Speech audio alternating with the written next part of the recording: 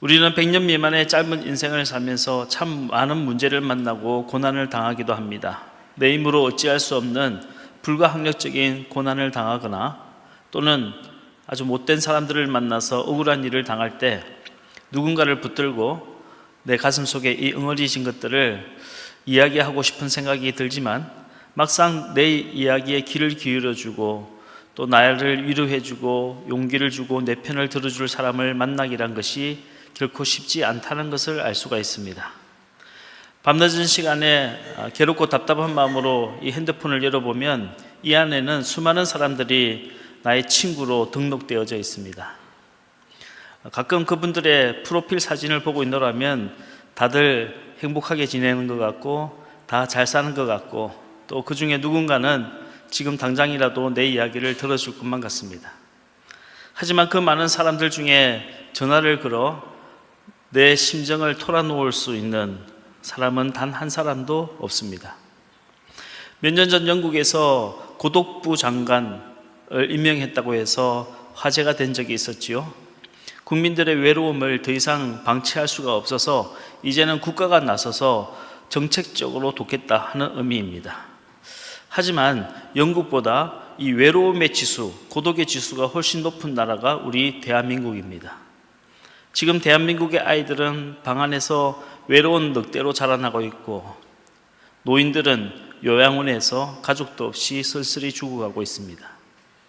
앞으로는 사람이 아닌 챗 GPT와 같은 AI와 하루 종일 대화해야 하는 그런 시대가 올지도 모르겠습니다.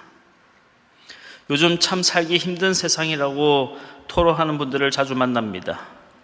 무엇이 그들을 그토록 살기 힘들게 만드는 걸까요? 우리는 예전에 비해서 분명히 더 좋은 집에서 더 좋은 음식을 먹고 더 좋은 옷을 입고 더 많은 것을 소비하며 살아가고 있습니다. 그런데 무엇이 이 세상이 살기 힘들다고 느끼게 만드는 걸까요? 외롭다는 겁니다. 고독하다는 거예요. 인간관계가 너무 힘들고 사람과 경쟁하는 것이 너무 지친다는 겁니다. 사람 만나기가 너무 두렵다는 겁니다. 마음을 터놓고 이야기할 사람이 없다는 겁니다. 외로움은 마음의 병 중에서도 가장 심각한 병입니다. 우울증이나 공황장애, 조울증과 같은 정신질환이 모두 다 이 외로움으로부터 출발하는 겁니다. 그래서 인간은 내 마음을 알아줄 한 사람, 내 이야기를 들어줄 한 사람을 그토록 갈망하고 있는 것입니다. 하지만 여기에도 함정이 있습니다. 믿었던 사람이 배신하고 떠나갑니다. 믿고 털어놓았던 이야기로 내 뒷담화를 하고 심지어는 이야기를 부풀려서 악의적인 소문을 내기도 합니다.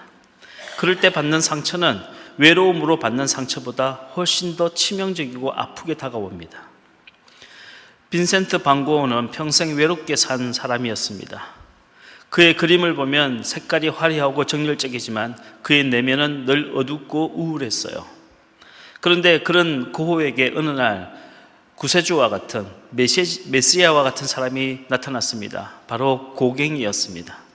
고갱은 고흐와 마찬가지로 후기 인상파화가였고 예술에 가난한 두 사람은 너무나도 말이 잘 통했습니다. 고흐는 고갱과 함께 살고 싶어서 프랑스 남부 아르레 노란색 집을 구해놓고 고갱을 초대했습니다. 고갱만 함께 있다면 세상에 그 누구 없어도 나는 행복해질 수 있을 거야 라고 고흐는 생각했던 겁니다. 이렇게 해서 두 화가의 동거가 시작되었습니다. 하지만 고흐의 행복은 그리 오래 가지 않았습니다. 고갱은 자신을 천재라고 생각했고 반면 고흐는 피해의식이 큰 사람이었습니다. 고갱은 냉소적이고 강한 성격을 가지고 있는 반면에 고흐는 불안하고 내성적인 사람이었어요. 고갱은 카톨릭 신자였고 고흐는 개신교였습니다. 고갱은 이미 당시 많은 사람들에게 알려진 성공한 화가였고 고흐는 무명의 화가였습니다. 정형적인 도시인이었던 고갱은 시골 촌뜨기 같은 고흐를 늘 무시했습니다. 결국 고흐는 어느 날 자신의 한쪽 귀를 자른 채 고갱 앞에 나타났습니다. 기겁을 한 고갱은 그날로 짐을 싸들고 도망쳐버리고 말았어요. 내가 좋아하는 사람을 만나면 평생 행복할 줄 알지만 그 관계를 오랫동안 지속하는 것이 얼마나 어려운 일인가 아마 여러분들도 잘 아실 겁니다. 오랫동안 변함없이 언제나 내 이야기를 들어주고 나를 위로해주고 내 편이 되어주고 나를 지지할 사람은 사실은 세상에 아무도 없다는 사실을 우리는 기억해야 합니다. 하지만 지난 2000년 동안 우리 믿음의 선조들은 이 문제에 대한 가장 확실하고도 가장 분명한 대답을 갖고 있었습니다. 바로 기도입니다. 우리 믿음의 선조들은 인생의 위기를 만날 때마다 외롭고 지칠 때마다 광야로 나갔습니다. 그리고 그 광야에서 며칠씩 또는 몇 달씩 하나님께 기도했습니다. 그들은 광야로 나가 인생의 무거운 짐들을 다 내려놓고 오랜 시간 동안 가장 진솔한 언어로 꾸밈없이 때로는 눈물을 흘리면서 때로는 찬송을 부르면서 하나님과 깊은 대화를 나누었습니다. 그들은 기도 중에 하나님의 음성을 듣기도 했고 또 때로는 신비한 환상을 보기도 했고 또 때로는 장차 일어날 예언을 받기도 했습니다. 가끔 저에게 목사님, 나라가 이렇게 어려운데 왜 교회는 가만히 있는 겁니까? 세상이 이렇게 불의한데 왜 기독교인들은 침묵하고 있습니까? 하고 물어보는 분들이 계십니다. 제가 그분들에게 나라가 어려우면 기도해야죠. 세상이 부조리하면 이 부조리한 세상에서 장차 살아갈 우리 자녀들과 다음 세대를 위해서 기도해야죠 라고 대답을 해드리면 실망한 표정이 역력합니다. 왜요? 그분들에게 기도하자는 말은 아무것도 하지 말자는 말로 들리기 때문입니다. 기도는 행동이 아니라고 생각하기 때문이에요. 그런데 여러분, 정말 그럴까요? 기도하는 것이 정말로 아무것도 안 하는 것일까요? AD 313년 기독교가 로마의 국교가 된 이후로 1000년이 지나면서 기독교는 제국의 종교로, 황제의 종교로, 교황의 종교로 변질되었습니다. 초대 기독교회는 예수 그리스도를 위해서, 내 이웃을 위해서 자신의 몸을 희생하는 종교였습니다. 십자가에 매달리기도 하고 사자의 밥이 되기도 하고 불에 태워지기도 하면서 순교를 당했어요. 깊은 땅속 카타콤에 숨어서 하나님께 기도했습니다. 하지만 제국의 종교가 된 기독교, 로마 카톨릭 교회는 보란듯이 큰 건물들을 짓기 시작했고 조직을 만들고 교황과 사제를 선출하고 거룩하게 보이려고 화려한 옷을 입고 황제와 권력자들과 친분을 맺으면서 정치적인 영향력을 확대해 나갔습니다. 하지만 바로 그때 또 어떤 사람들은 깊은 사막 속에 들어가 세상과 거리를 둔 채로 하나님께 기도하기 시작했습니다. 대표적인 사람들이 성 안토니우스와 알렉산드리아의 아다니시우스와 같은 사람들이었습니다. 우리는 이런 사람들을 사막의 영성가들이라고 부릅니다. 이들 사막의 영성가들은 철저하게 고립된 생활을 하면서 약간의 물과 양식만을 먹으면서 하루 종일 성경을 읽고 하나님께 기도했습니다. 오래전에 이집트의 성지 순례를 갔을 때 사하라 사막에 있는 아다나시우스의 기도처를 방문한 적이 있습니다. 아다나시우스와 그의 제자들은 사막 한가운데 땅굴을 파놓고 살았어요. 1.5평 남짓한 작은 방 안에 들어가면 물을 담을 수 있는 웅덩이 하나만 있습니다. 그들은 그곳에서 하루 종일 기도를 하며 성경을 읽고 하나님과 깊은 교제를 나누었습니다. 인본주의적인 관점에서 본다면 화려하고 큰 건물을 짓고 교황과 주교를 선출하고 황제와 친분을 맺고 자신에게 유리한 법을 만들고 정치적인 영향력을 행사했던 제국의 종교가 훨씬 더 많은 일을 한 것처럼 보이지만 영적인 관점에서 본다면 사막에 숨어 지내면서 언둔 생활을 하며 기도를 했던 그 사막의 영성가들이 하나님 나라와 그 의를 위하여 훨씬 더 많은 일을 한 사람들입니다. 그들 사막의 영성가들은 1세기 갈릴리 제자들과 마찬가지로 복음으로 죄인들을 회개시켰습니다. 영적인 기도로 환자들을 치유하고 악한 영과 귀신들을 몰아냈어요. 여러분, 기도가 정말로 아무것도 안 하는 것입니까? 기도야말로 악한 세상과 싸우는 것이며 기도야말로 하나님 없다고 부정하는 세상 속에서 하나님과 동행하는 길입니다. 요한계시록 12장을 보십시오. 이 땅에서 핍박과 환난을 받고 있는 광약교회가 견디며 버티며 기도하고 있을 때 저 하늘에서는 미가엘 천사가 붉은 용과 싸우고 있다고 성경은 분명히 말씀하고 있습니다. 기도는 세상을 무서워하는 패배자들의 무기력한 넋두리가 아니라 승리하는 교회, 영광스러운 성도들이 천사와 함께 영적 전쟁을 벌이고 있는 겁니다. 그래서 종교개혁자 마틴 루터는 기도는 인간이 할 수 있는 일들 중에 가장 위대한 일이며 우리가 하는 노동 중에 가장 힘든 중노동이다 라고 말했던 겁니다. 전에도 말씀을 드렸지만 저는 1997년 IMF가 터지던 해에 교회를 개척했다가 실패했습니다.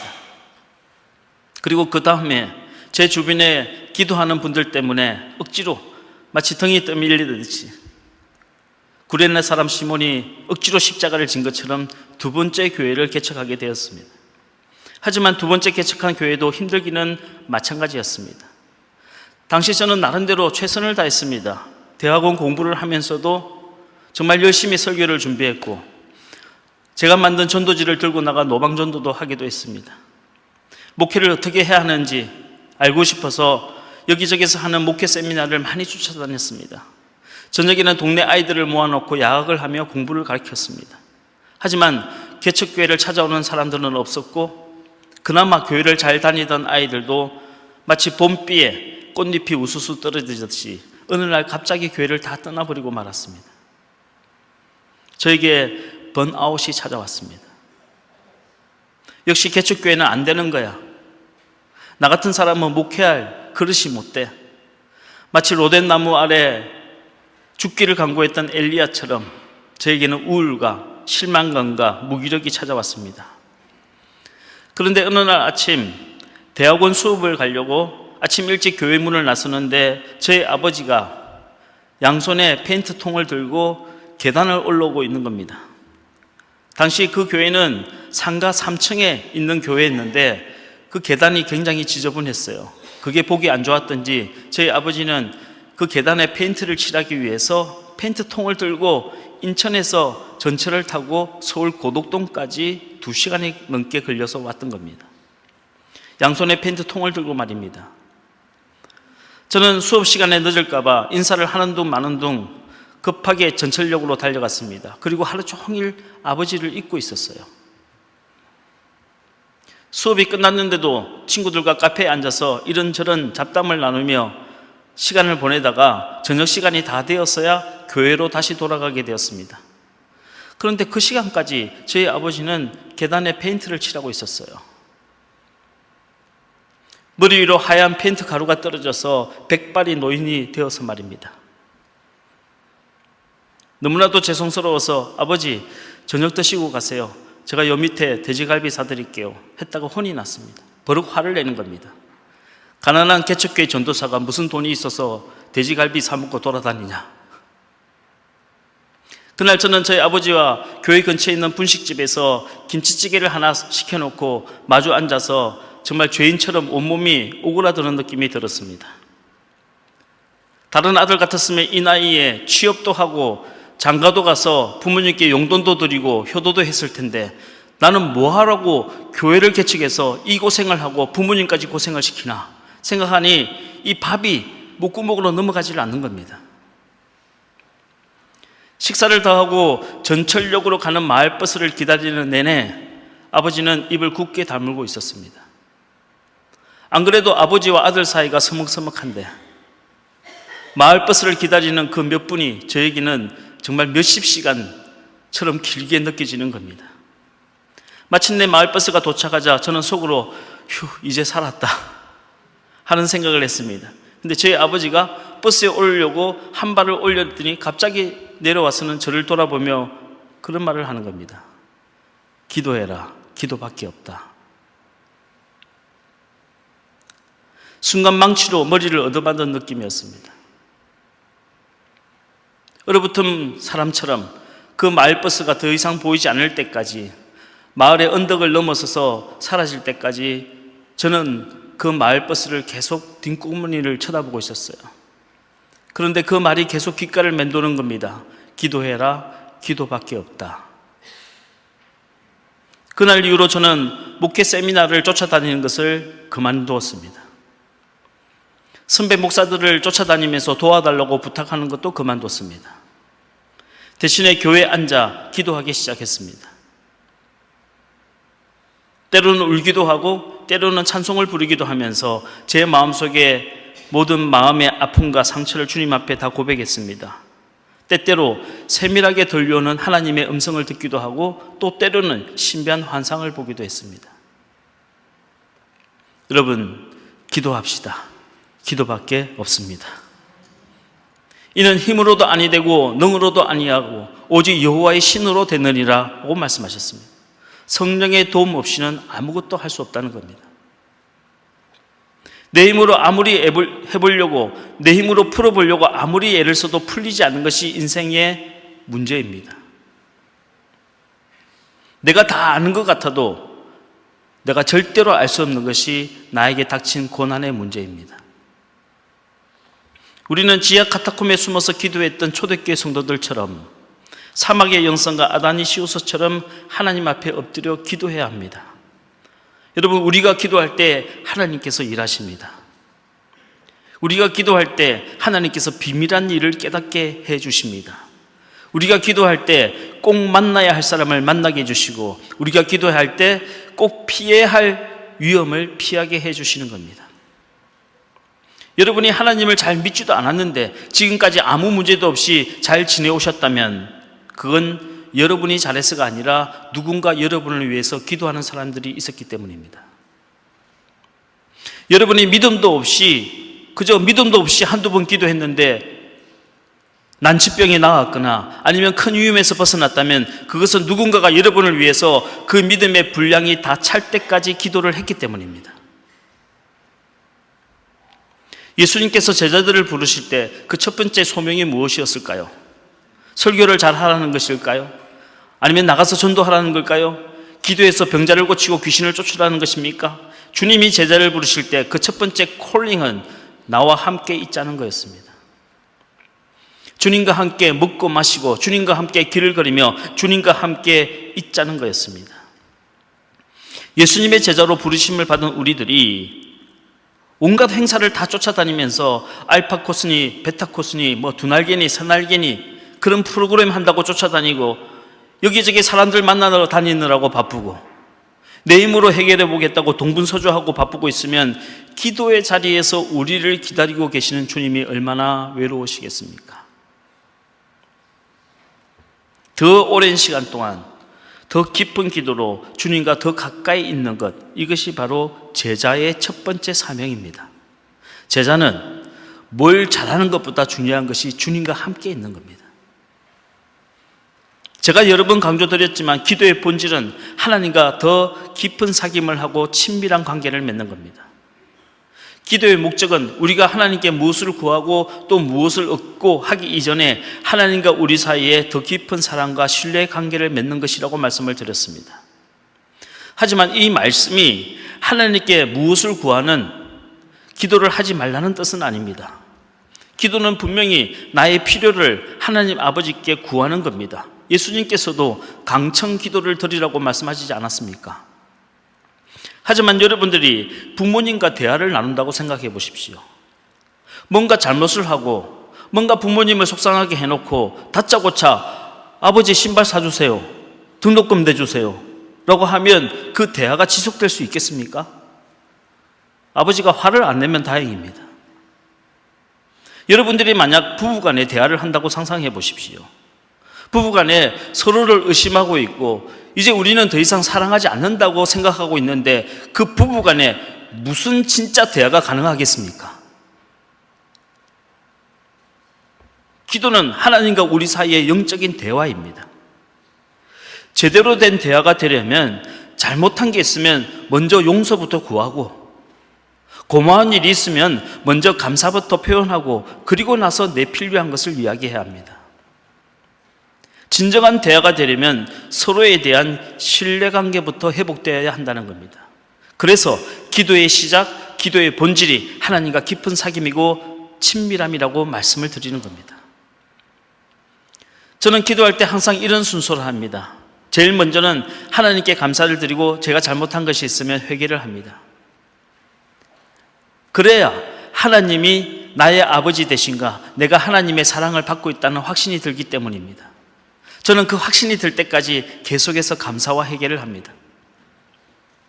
두 번째, 주님께서 그 나라와 그 의를 먼저 구하라 하셨으니 먼저는 나라와 민족을 위해서 기도하고 교회를 위해서 기도하고 주의 종들을 위해서 기도하고 성도들을 위해서 기도합니다. 그리고 세 번째, 내 필요를 하나님께 구하는 겁니다. 예수님이 말씀하신 강청 기도를 드리는 겁니다. 그런데 사실은 이 기도가 가장 절실하고 가장 오랫동안 하는 기도입니다. 마지막 네 번째는 하나님이 내 기도에 응답하신 줄 믿고 감사를 드리는 기도를 하는 겁니다.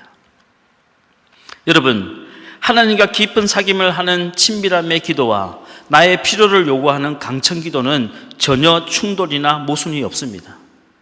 이 두 가지 기도는 반드시 함께 드려야 할 기도입니다. 오늘 본문에서 예수님은 제자들에게 기도에 대해서 가르쳐 주시면서 구하라, 찾으라, 문을 두드리라고 말씀하셨습니다. 목적도 없이 습관처럼 기도하지 말고 분명한 목적을 가지고 구하고 찾고 문을 두드리란 겁니다. 오늘 본문의 말씀 마태복음 7장 7절로 8절 말씀을 같이 한번 읽겠습니다. 시작. 구하라 그리하면 너희에게 주실 것이요 찾으라 그리하면 찾아낼 것이요 문을 두드리라 그리하면 너희에게 열릴 것이니 구하는 이마다 받을 것이요 찾는 이는 찾아낼 것이요 두드리는 이에게는 열릴 것이니라. 어린아이들은 엄마한테 뭔가를 자꾸만 요구를 하죠. 안아달라고 그러고 놀아달라고 그러고 먹을 걸 달라고 그럽니다. 하지만 아이들이 엄마를 간절히 찾을 때, 가장 간절히 찾을 때가 언제인 줄 아십니까? 엄마가 안 보일 때입니다. 아이들은 엄마가 보이지 않으면 생떼를 쓰고 엄마를 찾으러 다니고, 그래도 보이지 않으면 이 방 저 방을 문을 두드리며 엄마를 찾습니다. 예수님께서 말씀하신 구하라, 찾으라, 문을 두드리라 하신 말씀은 마치 어린아이가 엄마를 찾듯이 그렇게 간절한 마음으로 하나님을 찾으란 말씀입니다. 우리가 기도하면서 가장 간절히 구해야 할 것은 사실은 하나님 자신입니다. 어떠한 상황, 어떠한 조건에서도 하나님이 나와 함께 하신다는 이 믿음이 가장 좋은 기도 응답을 받은 겁니다. 이 확신이 들 때까지 기도하라는 겁니다. 구하라는 겁니다. 기도할 때는 하나님의 사랑을 의심하지 말아야 합니다. 제가 어릴 적에 시골 마을에서 경운기 한 대가 농두렁에 빠진 걸 본 적이 있습니다. 얼마 후에 마을 어른들이 와서 그 경운기를 밀어내려고 했지만 경사가 가파라서 경운기가 꼼짝도 하지 않았어요. 그러자 어떤 분이 트럭을 가지고 와서는 그 트럭과 경운기를 이제 밧줄로 연결시키고 나일론 밧줄을 연결시켜 놓고 끌기 시작했습니다. 처음에는 경운기가 좀 움직인 것 같더니 머지않아서 뚝 하고 그 밧줄이 끊어지고 말았어요. 그러자 이번에는 밧줄 대신에 쇠려된 체인으로 경운기와 트럭을 연결시키더니 엔진을 켜기 시작했습니다. 그랬더니 금방 경운기가 쑥 하고 논두렁에서 빠져나오는 겁니다. 여러분, 처음에 경운기가 논두렁에서 빠져나오지 못한 것은 트럭의 엔진이 약했기 때문이 아닙니다. 트럭과 경운기를 연결시켰던 그 나일론 줄이 약했기 때문이에요. 하나님이 능력이 없어서 우리에게 응답이 되지 않는 것이 아닙니다. 하나님의 능력이 없어서 우리가 문제에서 빠져나오지 못하는 게 아니에요. 하나님과 우리 사이가 너무 약한 믿음으로 연결되어 있기 때문입니다. 여러분, 강한 믿음으로 하나님과 여러분을 연결시키십시오. 하나님이 여러분을 얼마나 사랑하시는지, 하나님이 여러분을 얼마나 치유하기를 원하시는지, 하나님이 여러분을 얼마나 건지시기를 원하시는지 하나님 아버지의 마음을 느끼시길 바랍니다. 야고보서 1장 6절에서 8절 말씀을 같이 한번 읽겠습니다. 시작. 오직 믿음으로 구하고 조금도 의심하지 말라. 의심하는 자는 마치 바람에 밀려 요동하는 바다 물결 같으니 이런 사람은 무엇이든지 주께 얻기를 생각하지 말라. 두 마음을 품어 모든 일에 정함이 없는 자로다. 제자들이 갈릴리 바다에서 풍랑을 만났을 때 무리를 걸어오시는 예수님을 보고 베드로는 용기를 내어서 그 무리를 걸어갔습니다. 하지만 그 눈앞에서 예수님이 사라지고 풍랑을 바라보는 순간 베드로는 물에 빠지기 시작했어요. 주님을 바라보면 살 길이 보이고 소망이 보이지만 풍랑을 바라보면 결국은 죽을 일밖에 남지 않는 겁니다. 여러분, 우리 인생의 주인은 풍랑이 아니라 풍랑이를 걸어오시는 주님임을 믿으시길 바랍니다. 늘 그렇게 고백해 보십시오. 내 인생에 풍랑이 찾아왔지만 이 풍랑이 내 삶의 진짜 주인은 아닙니다. 내 삶의 주인은 풍랑이를 걸어오시는 주님이십니다. 여러분, 우리의 운명을 결정하는 것은 그친 풍랑이 아니라 풍랑을 향해 잠잠하라고 명령하신 주님의 말씀입니다.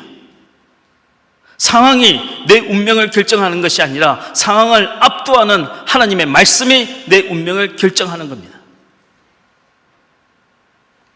본문을 보면 예수님은 기도하면서도 의심하면서 기도하는 사람들에게 너희가 믿는 하나님은 도대체 어떤 하나님이냐 하고 묻고 계십니다.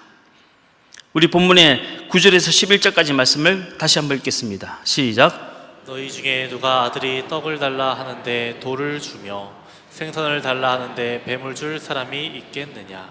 너희가 악한 자라도 좋은 것으로 자식에게 줄 알거든. 하물며 하늘에 계신 너희 아버지께서 구하는 자에게 좋은 것으로 주시지 않겠느냐? 전에 TV의 어느 프로그램을 보니까요, 감옥에 있는 장기수가 자기 딸을 위해서 잠시 출소를 해서 수술을 받아서 자기 신장을 떼내어서 수술하는 장면을 본 적이 있습니다. 그런데 이 분은 칼로 사람을 찔러 죽인 아주 흉악범이었어요.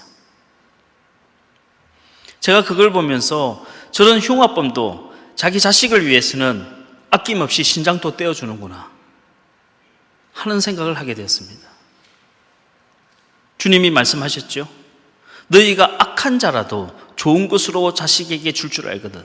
하물며 하늘에 계신 너희 아버지께서 구하는 자에게 좋은 것으로 주시지 않겠느냐. 여러분, 하나님의 사랑을 의심하지 마십시오. 하나님은 여러분을 사랑하십니다. 하나님은 여러분의 기도에 응답하기를 원하십니다. 하나님이 여러분을 사랑하시고 여러분의 기도에 응답하기를 원하시는데 들어주시지 왜 들어주지 않겠습니까? 이거는 기도가 응답될 거고 이거는 안 될 거고 그걸 왜 여러분이 결정하십니까? 결정권자는 하나님이신데 왜 여러분이 이미 마음속에 결정해놓고 기도하냔 말입니다. 하나님이 나를 사랑하시는지 나를 사랑하지 않는지 의심하는 사람들을 위해서 사도 바울은 이렇게 말했습니다. 로마서 5장 8절 말씀 시작. 우리가 아직 죄인 되었을 때에 그리스도께서 우리를 위하여 죽으심으로 하나님께서 우리에 대한 자기의 사랑을 확증하셨느니라. 우리가 아직 죄인 되었을 때라고 말했습니다. 우리가 하나님 잘 믿고 교회 잘 다니고 기도 열심히 하고 착하게 살 때가 아니란 거예요. 우리가 하나님과 원수 맺고 믿음도 없이 세상에서 방황하고 거짓말하고 도둑질하고 음란하고 하나님께 반항할 때 바로 그때 하나님께서 우리를 위하여 자신의 하나밖에 없는 독생자를 십자가에 죽이셨다는 겁니다. 이것보다 하나님이 너희를 사랑한다는 증거가 어디 있냐는 겁니다. 이보다 더 확실한 증거가 어디 있냐고 바울은 묻고 있는 겁니다. 여러분 같으면 그렇게 하실 수 있냐고 바울은 묻고 있는 겁니다. 하나님께서 때때로 우리 인생에 풍랑을 일으키시고 우리 인생을 괴롭게 만드시는 것은 우리를 하나님 곁에 더 가까이 두시기 위함이시지 절대로 우리를 망하게 하거나 죽게 만들려는 목적이 아닙니다. 여러분 믿으시기를 주의 이름으로 축원합니다. 기도할 때는 하나님의 때가 있음을 분명히 알아야 합니다. 주님 말씀하셨죠. 기도의 응답을 받지 못하는 이유는 정욕으로 쓰려고 잘못 구하기 때문이다. 그렇다면 정욕으로 쓰려고 잘못 구하는 것이 아니라 믿음으로 구했음에도 불구하고 응답받지 못하는 이유는 뭘까요? 그건 우리가 받을 준비가 안 되었기 때문이에요. 제가 미국에 살 때 저희 큰딸이 데리고 이제 달라스에서 LA로 몇 번을 왔다 갔다 하는 일이 좀 있었어요. 근데 이 달라스 공항에 달라스 포트워스 공항인데 거기 가면 그때 이제 저희 딸이 막 말을 배우기 시작할 때였어요. 그렇게 저를 쫓아다니면서 자기 티켓을 내놓으라는 겁니다. 저는 한 번도 주지 않았습니다. 왜요? 줘봤자 잃어버릴 것이 뻔했기 때문에요. 하지만 요즘은 어디 여행을 가거나 가면 웬만한 거 있으면 저희 딸한테 맡겨둡니다. 왜냐? 지금은 제가 자꾸 뭘 잊어버리기 때문입니다. 여러분, 하나님이 응답을 주셔도 감당할 수 있는 준비가 안 된 사람에게는 하나님은 더 기다리라고 말씀하십니다. 성경 한 구절을 찾아보겠습니다. 사도행전 7장 30절 말씀 시작. 40년이 참에 천사가 시내산 광야 가시나무 떨기 불꽃 가운데서 그에게 보이거늘. 모세가 미디안 광야로 도망갔을 때, 나그네가 되었을 때 하나님은 40년이 다 찬 다음에야 마침내 모세에게 불붙은 떨기 나무 가운데 나타나셨다는 겁니다. 하나님은 왜 40년이 다 지난 이후에야 모세에게 나타나신 걸까요? 그걸 알려면 사도행전 7장 30절 이전에 무슨 말씀이 있는가 읽어봐야 합니다. 사도행전 7장 30절 이전에는 모세가 홧김에 애굽의 병사를 때려 죽인 사건이 기록되어져 있습니다. 모세는 다혈질이었어요.